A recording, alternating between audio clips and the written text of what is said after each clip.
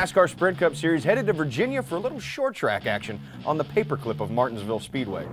Joey Logano led the field to green to start the STP 500. Buggity, buggity, buggity! Let's go racing, you bunch of hot dogs! Logano was able to hold on to the top spot for a good portion of the day until Kevin Happy Harvick hammered his way through the field to try and hang on to his streak of top 2 finishes. Chase Elliott's Sprint Cup Series debut was trial by fire, as the reigning Xfinity Series champ was involved in several early race incidents. His beaten and battered number 25 Napa Chevrolet ultimately finished the day 73 laps down and in 38th position. Dale Earnhardt Jr. was again plagued with shifter issues, sending him to the back of the pack, which led to the fall Martinsville winner getting caught up in a 7-car pileup. They stopped down there in the corner. I didn't know they were stopping. I don't know why they stopped. Somebody got checked up there, and we didn't see it, didn't have time, whatever, knocked the radiator out of it.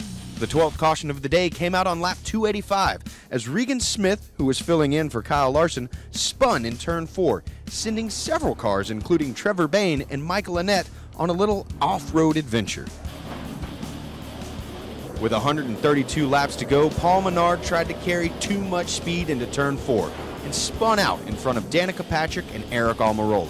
Several drivers were able to avoid the out-of-control Menard Chevy, but others, including Jimmy Johnson and Greg Biffle, were not so lucky.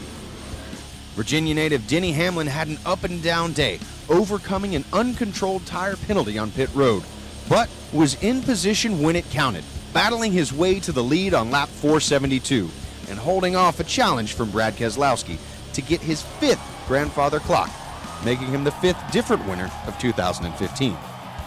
Knowing that this racetrack holds a key to that top 4 getting into Homestead, I like our chances.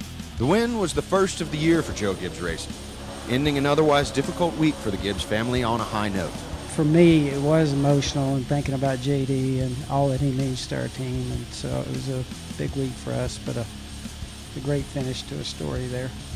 The NASCAR Sprint Cup Series is off next week, but returns to action April 11th in the Lone Star State for the Duck Commander 500 at Texas Motor Speedway. For NASCAR, I'm Chuck Bush.